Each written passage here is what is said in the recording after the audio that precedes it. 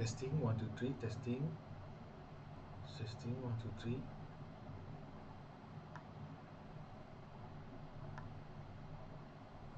Testing 1 2 3. Percubaan suara 1 2 3. Percubaan suara 1 2 3. Testing 1 2 3. Testing 1 2 3. Percubaan suara 1 2 3. Percubaan suara 1 2 3. Testing 1 2 3.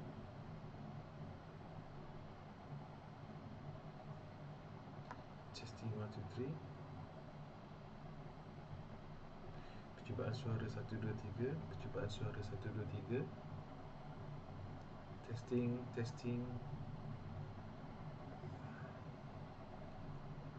1 2 3. Test 1 2 3. Test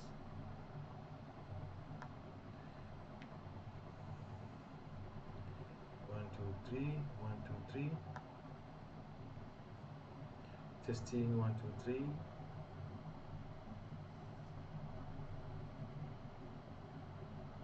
Testing 1 2 3.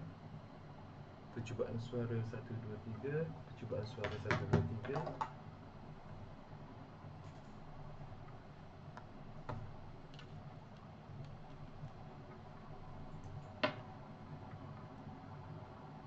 Testing 1 2 3. Testing 1 2 3.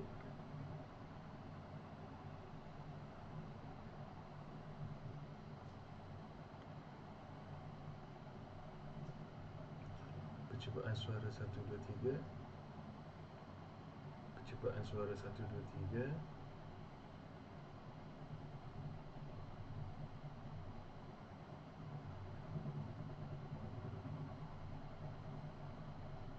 Testing 1 2 3. Testing 1 2 3.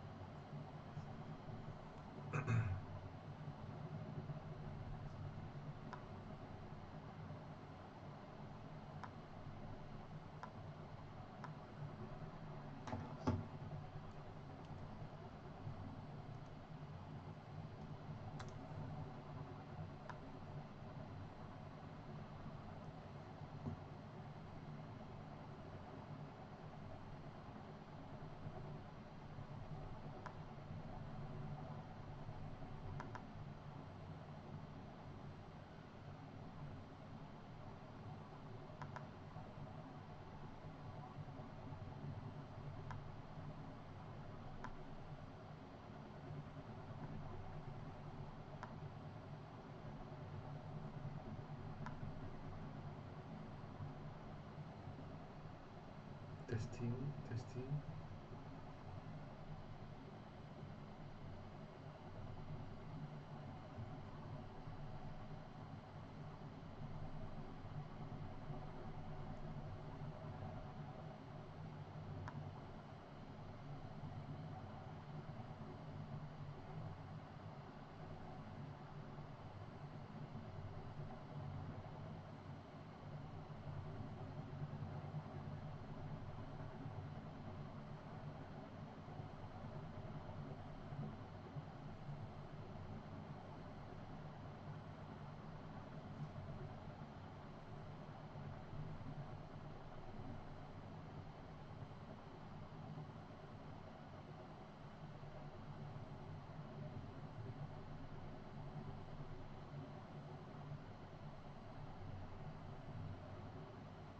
Testing 1 2 3.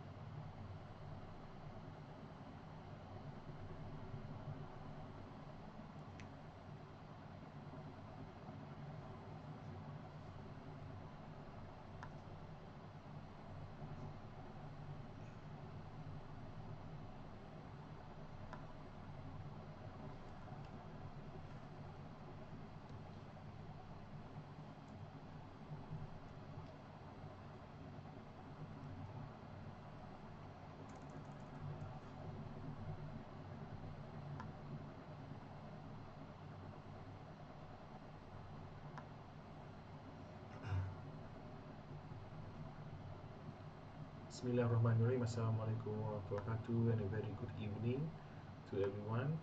My name is Dr. Muhaizam bin Musa, and we will be beginning our online class now. So we will wait for a moment for the link um, here. I will share.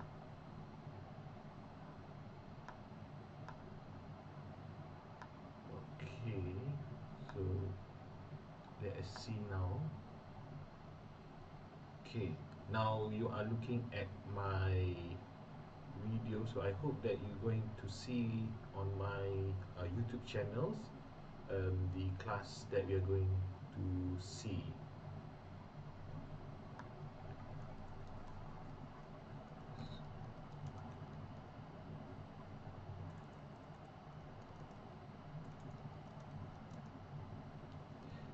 Anyway, I have uploaded in your OneNote class notebook the content for today's discussion.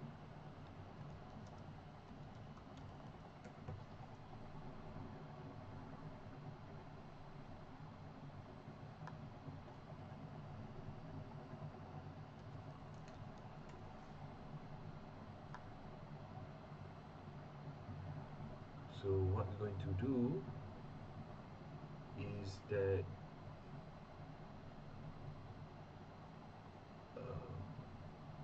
we're going to have students to come in first.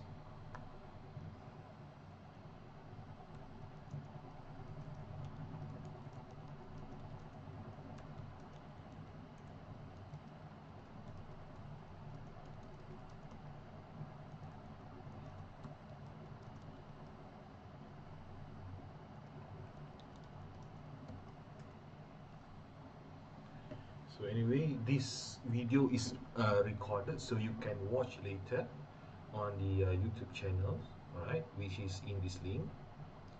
Right, so we're going to start now. It's at 9 a.m. 9 p.m. So anyway, alright, let us go back to the previous lecture slide. So on the previous lecture, what we have seen is a little bit on the other forms of security, right? So we have finished talking about the this topic.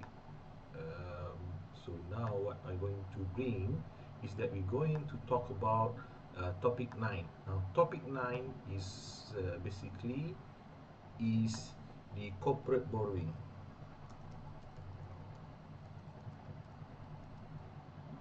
Alright, so I hope that you can see. Let me look here. I'm checking on my YouTube channels whether you can see my video or not. Alright, hold on. Okay.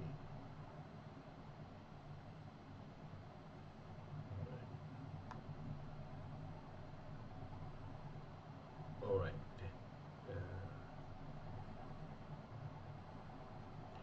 Okay. Alright then.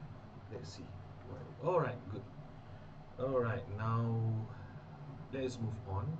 So basically for today, we are going to talk about this topic, which is the corporate borrowing. I'm going to move this one a little bit larger. Okay, so good. So, oops, sorry. I'm going to use my desktop because we have a problem connecting this one with my iPad. So anyway, so today's topic is about the corporate borrowing. Corporate borrowing. So basically, in the securities for banks, it's important to understand that for understanding the element of corporate borrowing issues with regards to uh, loans that the companies borrow. So basically, when companies they want to finance their projects, or they want to find funding for their, hold on, let me see here if I can listen to my voice. All right, wait a second. I just want to test whether you can hear my voice. All right. Okay, good. So anyway, let's continue back. So any companies that started to borrow money from outside their what you call equities, okay, when a company start to borrow outside, like say from a bank or from people or from entities that is outside the company, right? The bank, the company or the corporate can actually start to borrow in terms of borrowing from banks, or the company can actually raise money in the forms of equity. Now equity is the name where companies they will issue what we call paper, what we call an IOU, right? An IOU is where, right, an IOU, sorry about the letter. So IOU is a letter or a document that states to the person that lend the money to the company, said that the company is borrowing a certain amount of money from the lender, and then the company will promise to give a certain amount of what you call ownership to the lender or the investor. So this IOU document will be considered as a form of a corporate borrowing in that is issued by equity holder. So anyone that has this IOU and this uh, lender, right, have also a certain right to the company earnings, right? For example, a dividend. A dividend is where companies, when they have a profit, they will distribute the profit among the shareholder or the owner of the IOU. So that is the benefit of owning an equity of the company. But when a corporate or a company borrow money from financial institution, which is like borrow financing from banks, now banks will not have an equity or a shareholder right like an investor, or what we call like in equity, because that is issued based on lending principle, loan. So it's going to be very different. So that is why, in order for you to understand the topic for today, corporate borrowing, then we are going to focus on the element that the company borrow money from banks, so not in forms of equity. Now, among the objective for to this topic discussion is as follows. Now, number one, okay, hold on. I like to see the Facebook so that I can look into the question that the student asked while I am presenting. Hold on. Okay, let me go to the group. Okay, now.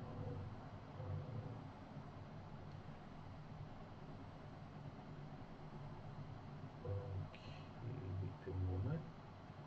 Go to groups. That will be okay, banking securities. Right. Alright, I will see. Okay, so anyway, please, if you have question, uh, please put your question or your comment on the comment section underneath this video link if you are online together with me. If you are not, you can later post your question. You can post here on the Facebook. Alright, you can post here on the Facebook. Alright, so later on I will review the question that you post on the comment. So I will answer right away here on the section that you put.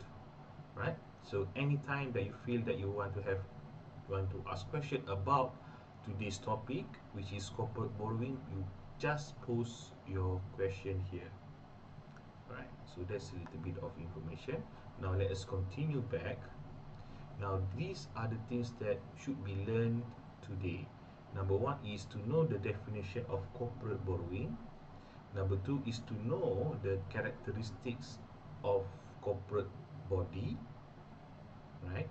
And number three is to know what is exactly is the power of entity, right? The definition of the power that a company have, because a corporate body or a company, they are a form of an entity, because it is this corporate or a company is different than a person, because a living person needs to be registered, all right, when they um, was born, all right, and then they raise up. Of course they will have a identity card as an evidence of their citizenship.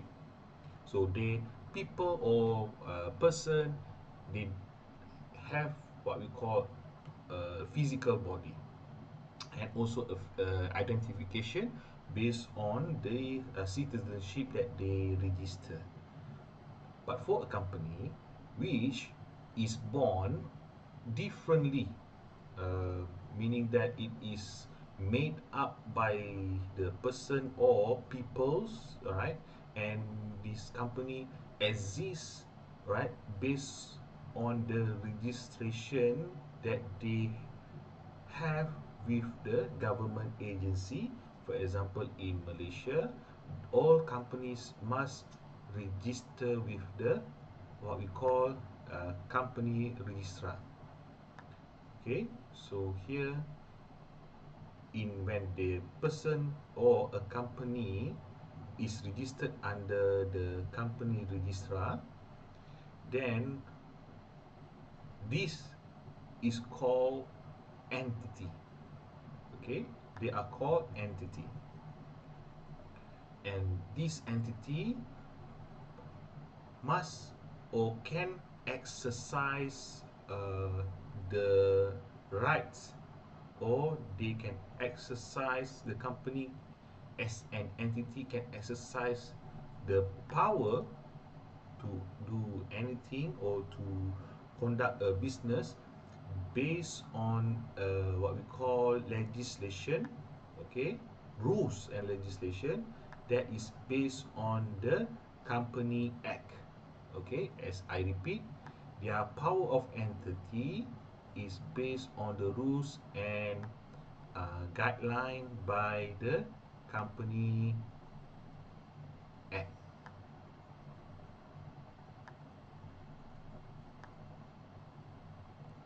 Sorry, Act. ACT.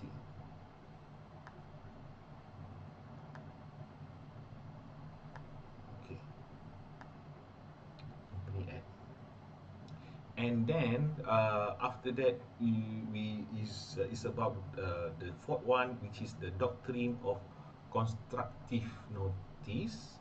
And then we will learn what is the definition of resolution. So what is exactly is this part, resolution? And also after that, the doctrine of ultravirus is also going to be defined. So we need to know what is a doctrine exactly. Okay, and then intravirus is what are the kinds of intravirus transaction. All right, so let us move on to the next slide. Okay,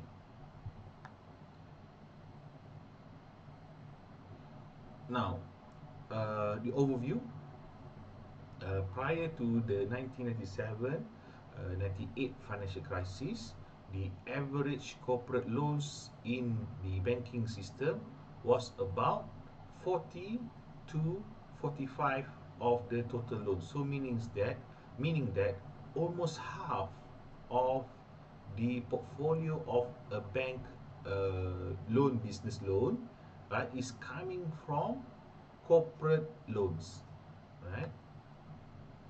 It's coming from this side, and it is very, what we call a lucrative business. It's very good business for banks during, before the financial crisis, which is the when before all the companies have to close down, before the currency of ringgit falls and the business has slowed down. So before that time, the corporate loan was a very good business. Now it has dropped to 20 to 25% of the total loan. Now why it has dropped is because the banks have become more strict when they give loans to people and businesses. And because the losses that the bank made from the non-performing loans, non-paying loans by companies is huge, and the bank have to face the losses, and that is why in the recent time, the current trend is that the loans given out to companies are quite small. And also the nature of corporate loans is as follows, the criteria, right? If you look at the corporate loan, how it is different than a personal loan, this is the criteria. Number one is that the loans amount is very big for corporate loans. Number two, they have a very stable, a fine interest rate, which is very attractive as compared to the personal loan. Whereas a personal loan, they would charge a very expensive interest rate, very high interest rate. But for companies, they only charge minimal interest rate because of the assets that the company has before they apply the loan.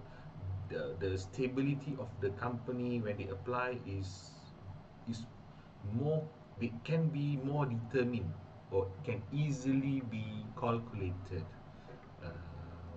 in terms of their income per month, in terms of the asset that the company has, in terms of the projects that the company would get. So it is more calculative, the company's risk, and also the company's what you call credit profile. Okay, so as therefore, that is why the interest rate charge by banks to companies, corporate loans, are quite attractive, quite low, I can say.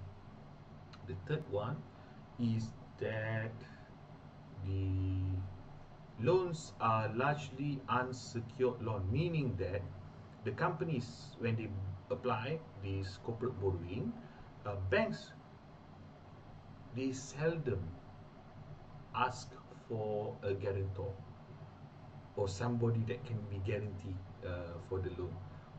Not like a personal loan. If let's say a person want to apply a loan and then the person does not have a very good credit history, or something where the person are not able to borrow because of the risk that they have, and that is why banks ask for more security for the personal loan.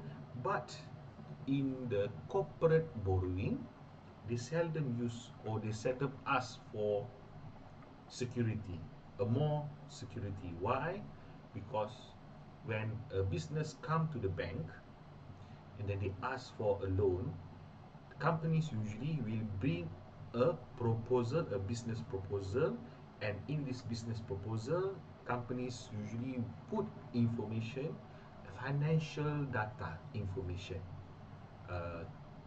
One a very good example of financial statement or financial data is called performa statements.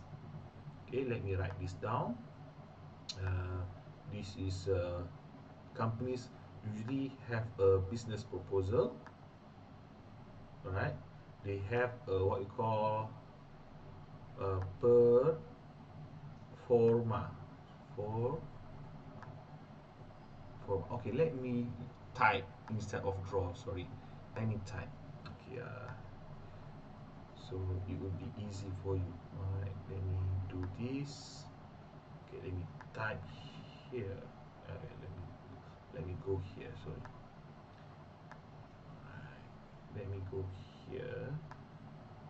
Okay, all right. Usually what I would like to say is that companies usually have what I call a business proposal. Let me write this one bigger. Okay, let me write this one bigger. Home, and then this one bigger. Okay, all right, good. All right, and then let's see here. Okay, usually company business, right, they have a business proposal, and in this business proposal they have financial statement, and among these financial statements includes performa statements, right, a balance sheet, okay, income statement.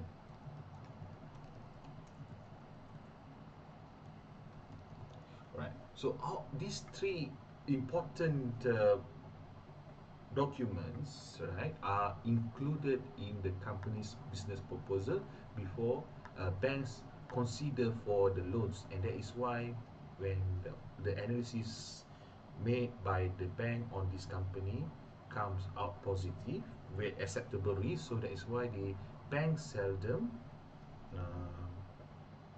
what we call look at having to get a security, or what they do is that they will give an unsecured loan for the bank's customer.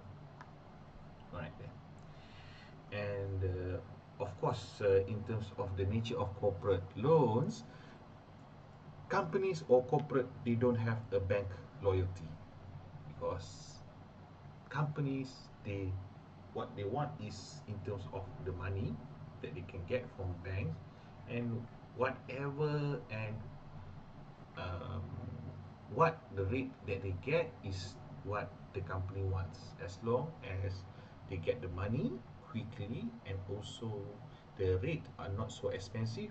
The companies will go to any banks that can provide those what we call business, or we call loan proposal to back to them, or um, loan suggestion. So that's why there is no bank loyalty for corporate borrowing, right?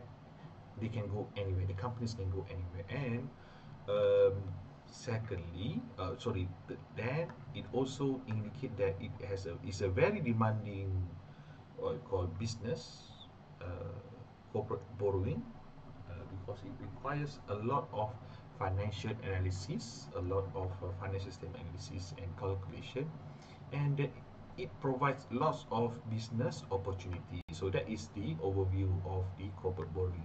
Now let us see what exactly is the definition of corporate borrowing, all right, based on the definition given by the Company Act. And it is very important to know that any definition that we learn, it must be based on the current country ruling of that particular sector or industry.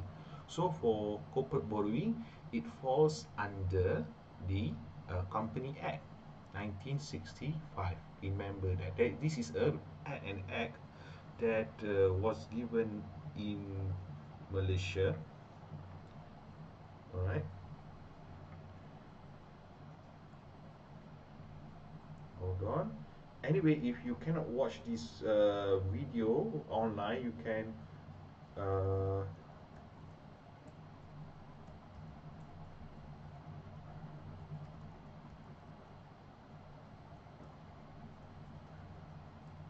okay. So you wouldn't miss anything in our discussion, right? I'm so sorry that the internet is not very good in your location, but anyway, it is recorded, so you don't worry. You are missing anything, all right? So anyway, let me continue. Right. So under the Company Act 1965, the corporate borrowing is defined as borrowing by a business entity incorporated as a private limited or public limited company and registered with registrar of company under the provision of Company Act 1965. So this is the definition given by Company Act 1965. And then that is why we come to this section where we want to understand the problem that face actually in this business loan or corporate borrowing by banks. So in this example is given a case by Solomon versus Solomon and Co. 1897, and is about separate legal entity. Now, this issue of separate legal entity meaning that the problem of having to distinguish the person and also company in a loan, because when a corporate borrowing happen for borrowing money from bank, it is important to distinguish and to know who is borrowing the money from banks, because if a person not under the Company Act, it is an individual loan borrowed from banks, so it is what we call a person that is liable for the loans that must be paid. Whereas if the loan applied is by a corporate entity or a company, right? And then the manager of the bank or the representative of the bank are involved in the signing of the loan for on behalf of the company. And if let's say that the company fail to pay the loan, so exactly who is liable to pay the loan that is borrowed by the entity? Now, differently for compared to personal loan, if a personal loan happen and there is a default, borrowers have to be liable, which is the person that signed the document. But for the corporate borrowing, it is the responsibility of the company as an entity, as a legal entity. Because when a company is registered in the company registrar, you remember what's the definition of that corporate borrowing? It must be registered by company registrar. When they have done that, company itself is the one that have to face liability of that loan, even though that company doesn't breathe, right? It's very different than the person. So company doesn't breathe, doesn't sleep, or doesn't eat, but still when they register with the company registrar and get all the documentation and all the license as stated in the Company Act 1965, this company become a legal entity itself. And by right, anything happen to the company, the legal entity have to take responsibility and not the person that signed the form on behalf of the company, not the managing director that have to be liable on the losses on the loan payment. It is the company or that what we call entity have to be liable for the payment of the loans until finish.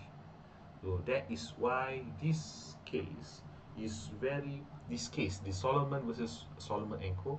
This case become a reference point to distinguish loans for banks and loans for personal uh, persons. All right, personal loans basically. Therefore, it is important to define based on this case to know what is a legal person. So this is the definition given. A legal person can sue other others, and others can sue the company. That is a legal person or a legal entity. Okay, can sue and can be sued. So this is the key word. Can sue others, and others can also, and here I say it is different. Okay, others can sue the company. All right. And also, by definition of a legal person, it can own asset, can buy and sell properties, can enter into contracts, borrow money, create security to borrow money, etc. Means that company can buy, the company can sell properties, company can go enter contracts for business expansion and everything. It is companies, when they register with the company's registrar, they become like a real person that lives, that breathes, that sleeps, everything. Only that it does not have a physical body,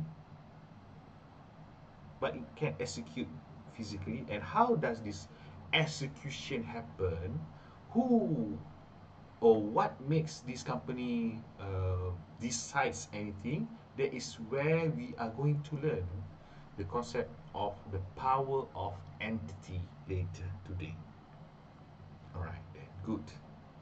So I still repeat, if you have any question for this YouTube or for this video, you can you can comment on the Facebook later. I will go back and see. All right, then the ownership and management, shareholders, board of directors, and so we are in this slide to talk about what exactly or who exactly is in a company. Okay, so basically in a company they have number one, the ownership and management first. So number one, ownership, mainly in a company, which gives equity to all IOUs to investors.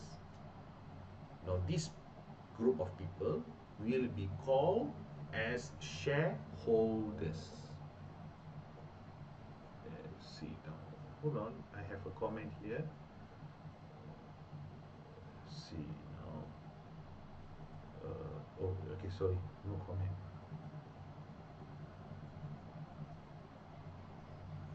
Okay, hold on.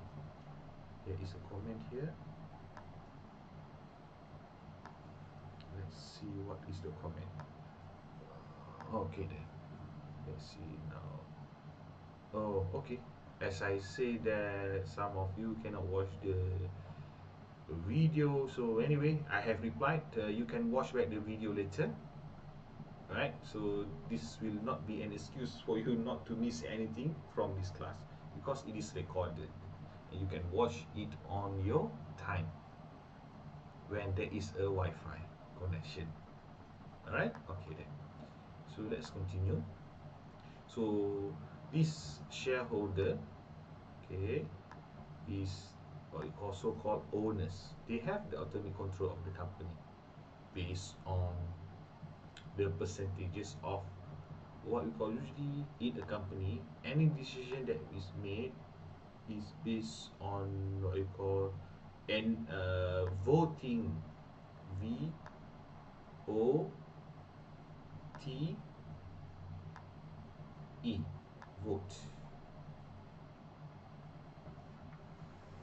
So this is what we call a democratic system where anything that needs to be executed by the company, it the action must achieve unanimous, or what you call majority of shareholders to agree on certain action, or to get some what you call unanimous or majority selection of disagree, which will not approve a certain action.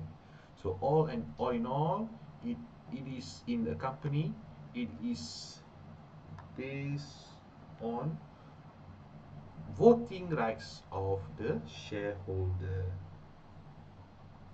Oh, uh,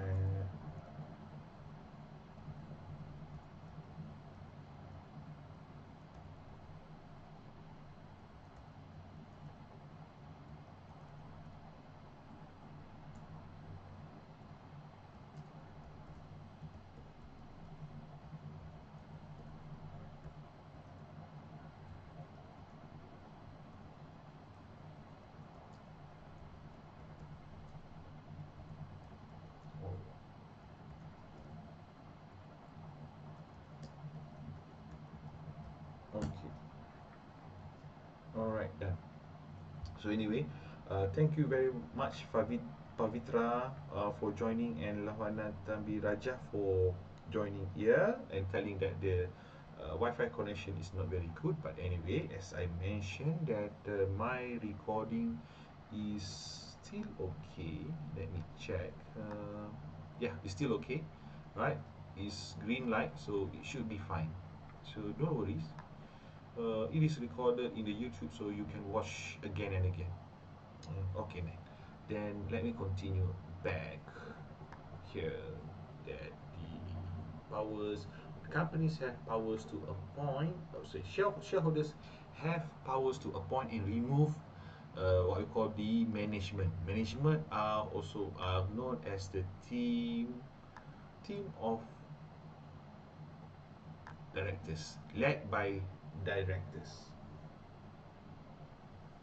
and this what we call shareholder, right, also have power to amend the what you call whatever that they have. For example, constitution is a form of agreement made to execute certain things. For example, mergers and acquisition, M&A, or the regulation, right? Association, A&A of the company. A&A stands for, uh, I think it's about association and agreement. Okay, no problem. Now, in a company, the board of directors is entrusted with the responsibility for day-to-day management and general policy of the company. And the board of directors should conduct the affairs of the company in the interest of the shareholders and the benefit of and for the benefit of the company. So we have to remember that company has to be managed by somebody, which is the board of directors, because company is a legal entity and it doesn't have a hand or a mind of its own. It must be what we call being managed by a group of people called the board of directors. And then whatever things that the company want to do, for example, purchase properties, sell properties, own assets, and etc., everything is being done or is being agreed by the management team called the board of directors. Okay, and also it must serve their conduct to for the interest of the shareholders. That is number one. Anything that I've done is to either to give more income or to give benefit for the company. Alright.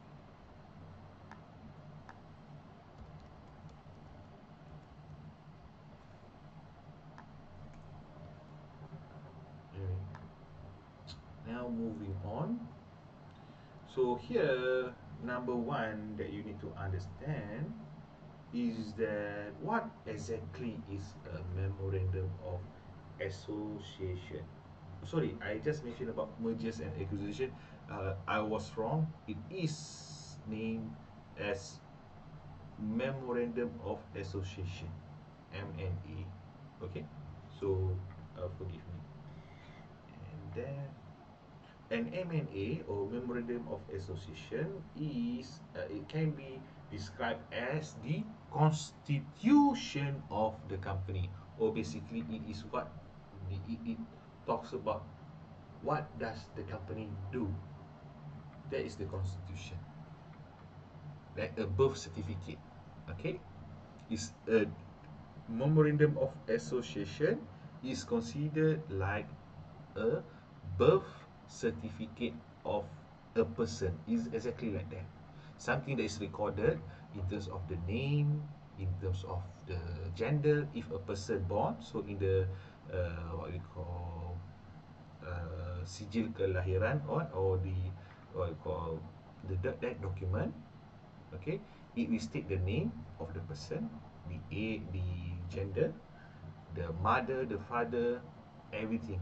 Is that is the piece of document, and that is exactly what memorandum of association does for a company. It states about the company name, the company location, the address, the management team, who are the management team, who is the board of directors, etc. Okay, good. And here we look into the important items covered in by the document. So basically in memorandum of association, it includes the main objective of the company, any activities that is outside the authorized objects of the company is void. So it's very important to look into what exactly that the memorandum of association or the M&A really tells, or what does the birth certificate of that uh, company tells. Okay, so anything that is outside, not written in this memorandum of association, is not legal and voidable. So that is the term. And then we have the corporate borrowing power of the company. If the company empowered to borrow, it by how and by whom may the borrowing powers be exercised. So this tells how the empowerment is like and how it is being exercised.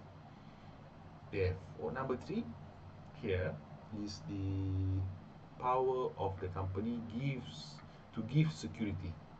Also, in the mergers association, it tells about what are the powers of the company to give security, or what we call action to take to borrow money from banks.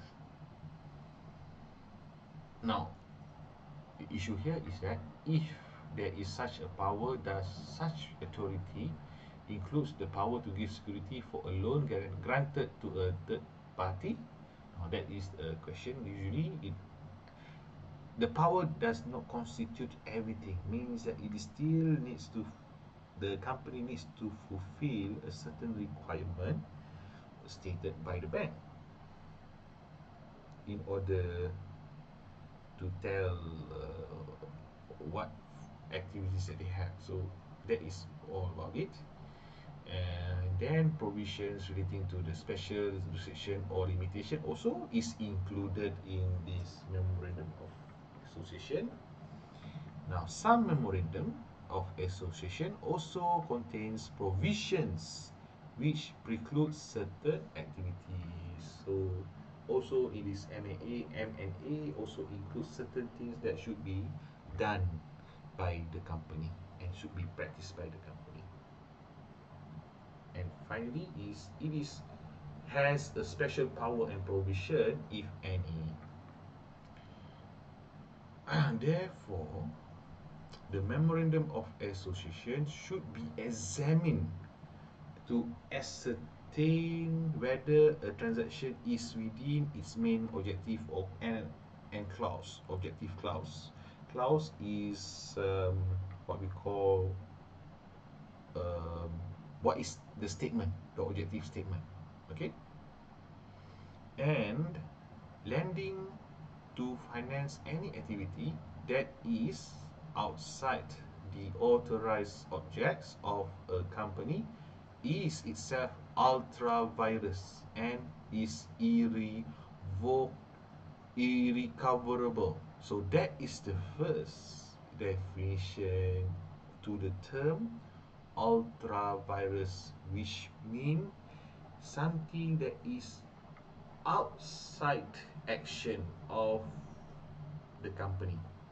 Any decision, any action that involve outside object or outside parties of outside from the company, that is considered ultra virus or something that mistakes problems, and that defines ultra virus.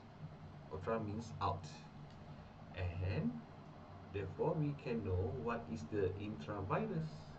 Intra-virus is something, the what you call mistakes that is done by the company, which these mistakes are made inside, or this is affecting inside of the company. Great. All right, now let's look into power. Okay, A&A is the article of association. So when we okay, just now, previously, in the slides before this, we talk about memorandum of association, which is like the birth certificate. So it tells about information and what can do, what cannot do.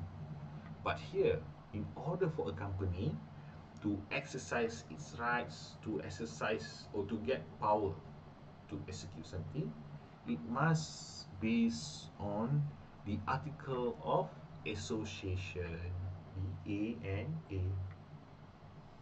So the A&A is a set of rules and regulation for management of the company. It would talk about issues and transfer of shares. The articles of association also talks about payment of dividends and the procedures of admitting, which is in this article of association. They list out the criteria or the requirement of a meeting. Let's say, for example, the number of people in a meeting, which is called quorum. Okay, number one, quorum. What is the minimum number to make the meeting valid, to have the meeting to have a valid decision, which is the quorum. The voting rights, okay, how will the voting is conducted? Is it by unanimous, something that the decision nobody knows who said that, so, or secretive? Okay, unanimous means that is all must be an agreement, or same, all everyone must be in a disagreement altogether, so that is unanimous. Or maybe the voting is done by merit,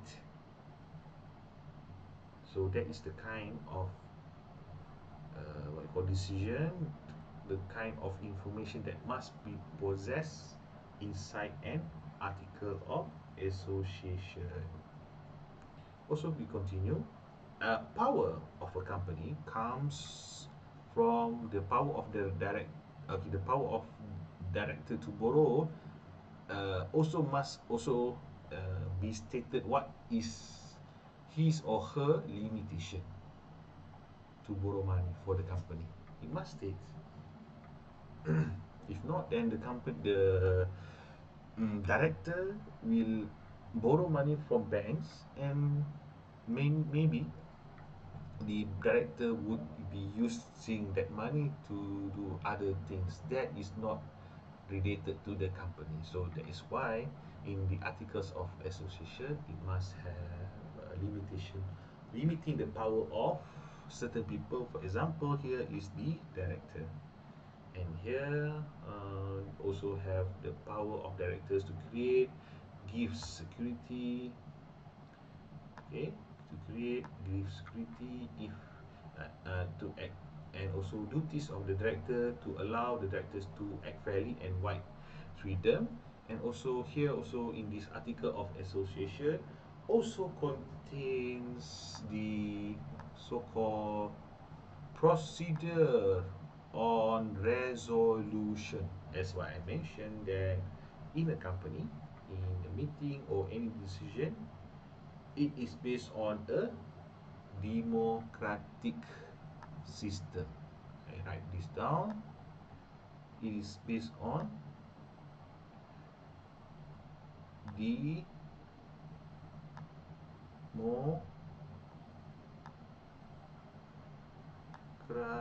Sorry about the writing. We will use my iPad to draw next time. Okay, democratic. It's like right now what is happening in our nation. Everyone is eagerly waiting for the time to come to cast the vote, and then to wait for the result of the vote. So who will win? That is the democratic system. It is based on the action, based on the votes, and on these votes, items that needs to be agreed or to discuss to take the vote, it has or it is numbered by resolution. Each item serves as one resolution, resolusi lah. It is not a manifesto. I'm so sorry, not political, but that is not a manifesto. For this kind of business purpose, we use resolution to identify what are the decision that is being made, to on what item that the decision has been made. So that is the resolution. And then after that, authentication of documents and other regulation on internal management of the management must be stated on the association of memorandum. So now, as with the memorandum of association, the article should be read in its entirety to ensure that there are no special provision that can materially undermine the position of any party seeking to accept and force a transaction with a company. Okay. Now here is about talking about doctrine of constructive notice. So what is exactly this doctrine of constructive notice? So here it states that simple, very simple thing. What you need to know is both memorandum of association and article of association must be reported to the registrar of company called ROC. Okay, it is called ROC. So these two documents must be in the safekeeping of the registrar of the company, so that they are open to members of the public for examination and inspection. So maybe shareholders that like to purchase these shares, they have the access to know more detail about the company, about the management, about the rules that we have mentioned just now, study them publicly. So it's a publicly available documents. Okay, and also the doctrine of constructive notice mentioned that anybody dealing with the company is deemed to have knowledge of the above two documents. They must know. And this is known as the doctrine of constructive notice. So these two things, M&A and A&A, are deemed as doctrine of constructive notice. That's it that you need to know. Right? So we move on. This is the case, so we don't need to go there in more detail. So resolution, or what you call in Malay, that is ketetapan or keputusan. So usually this is what exactly example of resolution. So in a board meeting, the resolution from the meeting is as follows. So this is example of what a resolution of a company can be write down. Okay. This is an example also, so you don't need to look into it seriously. Alright then. Now, doctrine of ultravirus. Now I like to explain that as what previously you learned about the doctrine of notice, this constructive notice. So this is a document. Doctrine is a document, and in this doctrine it states what are the ultravirus items that will make a company or companies to lose its license, most probably their license, or most probably to lose their membership to a certain group. So that is ultravirus. So any company, if there is ultravirus, okay, what are the things that will make it ultravirus? Is that number one, company acting beyond the provision of their own M&A. So this is the first thing that will make that company to achieve status of ultravirus in their document. And because in the end, any document that the company send to the bank, it will be shared among the banking community, or even like it can be easily be made available by rating agencies and so on, because they want to see or what you call all information that can be gathered. And then after that we talk about action rules and actually void. Okay, so okay, all right, this is about sorry, I want to move on.